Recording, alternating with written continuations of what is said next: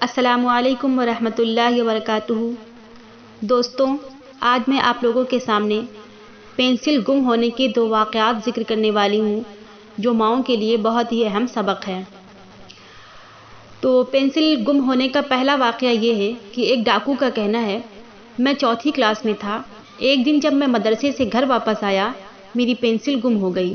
میں نے جب اپنی والدہ کو بتایا تو انہوں نے مجھے سزا کے طور پر بہت مارا اور مجھے بہت زیادہ گالیاں دیں اور مجھے بے عقل کہا، اور یہ کہ مجھ میں ذمہ داری کا احساس نہیں، اور بھی اس کے علاوہ جو بھی وہ کہہ سکتی تھی انہوں نے کہا۔ اپنی والدہ کی اتنی سختی کے نتیجے میں نے خود سے پکا ارادہ کیا کہ اب میں اپنی والدہ کے پاس خالی ہاتھ نہ جاؤں گا۔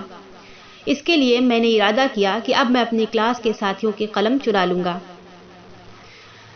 آنے والے دن میں نے منصوبہ بنایا اور میں نے 1 یا 2 قلم چرانے پر اکتفا نہ کیا، بلکہ اپنی کلاس کے تمام لوگوں کے قلم چرا لیے۔ کام کے شروع میں ڈرتے ڈرتے چوری کرتا تھا، پھر آہستہ آہستہ مجھے حوصلہ ملا اور میرے دل میں ڈر کی کوئی جگہ نہ رہی۔ 1 ماہ گزرنے کے بعد مجھے اس کام میں وہ لذت نہ رہی جو شروع میں تھی۔ پھر میں نے 7 والی کلاسز میں جانے کا ارادہ کیا۔ ایک کلاس سے دوسری کلاس تک جاتے جاتے آخر کار اسکول کے پرنسپل کے کمرے تک چلا گیا۔ یہ سال عملی تجربہ لینے کا سال تھا۔ اس میں نے نظری اور عملی دونوں طرح سے چوری کرنے کا سیکھا۔ پھر اس کے بعد میں پیشہ ور ڈاکو بن گیا۔ پینسل گم ہونے کا دوسرا واقعہ یہ ہے، ایک والدہ کا کہنا ہے، جب میرا بیٹا دوسری کلاس میں تھا، وہ جب مدرسے سے واپس آیا تو اپنی پینسل گم کر کے آیا۔ میں نے اس سے پوچھا، پھر آپ نے کس چیز کے ساتھ لکھا؟ بیٹے نے جواب دیا، میں نے اپنی کلاس فیلو سے پینسل مستعار لی۔ میں نے اس سے کہا، آپ نے اچھا کام کیا، لیکن آپ کی کلاس فیلو نے کیا کیا جب اس نے آپ کو لکھنے کے لیے اپنی پینسل دے دی؟ کیا اس نے آپ سے کچھ کھانا لیا یا پینے کی کوئی چیز یا مال وغیرہ کچھ مانگا؟ بیٹے نے کہا، نہیں امی، اس نے ایسا کچھ بھی نہیں کیا۔ والدہ نے اس سے کہا، اے میرے بچے، اس نے بہت ساری نیکیوں کا سودا کیا، وہ آپ سے بہتر ہو گیا، کیوں نہ آپ بھی ایسی نیکیاں کمائیں؟ بیٹے نے کہا، امی یہ کیسے ہوگا؟ والدہ نے کہا، عنقریب آپ کے لیے ہم 2 قلم خریدیں گے، ایک قلم سے آپ لکھیں گے اور دوسرے قلم کو ہم قلم الحسنات کا نام دے دیں گے، اور ایسا ہم اس لیے کریں گے کہ اگر کوئی اپنا قلم لانا بھول جائے یا جس سے گم ہو جائے تو آپ اس کو یہ دے دیں گے، اور جب ان کا کام مکمل ہو جائے گا تو آپ اپنے قلم کو ان سے واپس لے لیں گے۔ اس سوچ سے میرا بیٹا بہت خوش ہوا اور اس پر عمل کرنے سے اس کی خوشبختی میں بہت اضافہ ہوا۔ اس نے اپنے بیگ میں 1 قلم اپنے لکھنے کے لیے رکھا اور 6 قلم قلم الحسنات کے نام سے رکھا۔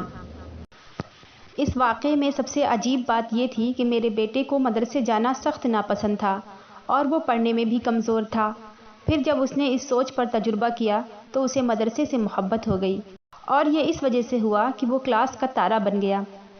سب اساتذہ اسے پہچاننے لگے اور سارے کلاس فیلوز مشکل میں اس کی تعریف کرتے۔ جس کسی کا قلم گم جاتا وہ اس سے قلم لیتا، اور استاد کو جب پتہ چلتا کہ کوئی اس لیے نہیں لکھ پا رہا ہے کہ اس کے پاس قلم نہیں، تو استاد کہتے، کہاں ہے وہ احتیاطی قلم رکھنے والا؟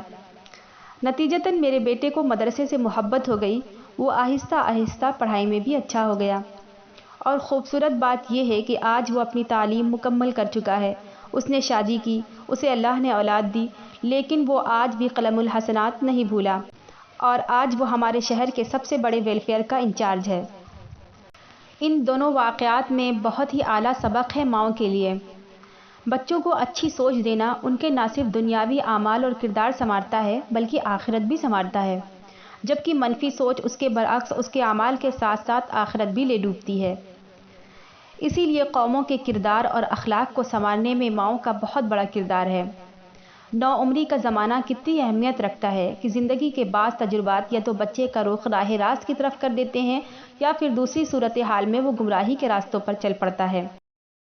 دوستوں، کھانا بناتے ہوئے کبھی کبھی زیادہ بنا لیں کہ کسی اور کو بھی بھجوا دیں گے، یا کپڑے لیتے ہوئے کبھی ایک جوڑا اضافی لے لیں کسی اور کو دے دیں گے، سودا سبزی پھل آٹا خریدتے وقت کچھ چیزیں ایسی لے لیں جو کسی اور کو بھی دے دیں گے، باہر جاتے ہوئے کھلے پیسے ساتھ رکھیں کہ کسی اور کو بھی دے دیں گے، اپنے بچوں کی فیس کے ساتھ کسی ایک اور کی فیس بھی لگا لیں، بعض دفعہ اپنا دل اداس بھی ہو تو دوسروں سے ملتے ہوئے مسکرا لیں کہ مسکراہٹ ہی کسی اور کے کام آ جائے گی؟ اپنے لیے سادگی کیسے اپنائیں؟ اس میں بھی کسی اور کو کچھ نہ کچھ دینے کا نسخہ ہی کارگر ہے۔ جب کسی کو دینے کی فکر غالب آ جائے تو خود پہ لگانے کا شوق کم ہو جاتا ہے۔ جب ذوق بدلتا ہے تو اس کے مطابق عمل بھی بدل جاتا ہے۔ جیسا ذوق ہوگا ویسی ہی زندگی گزرے گی۔ والسلام علیکم۔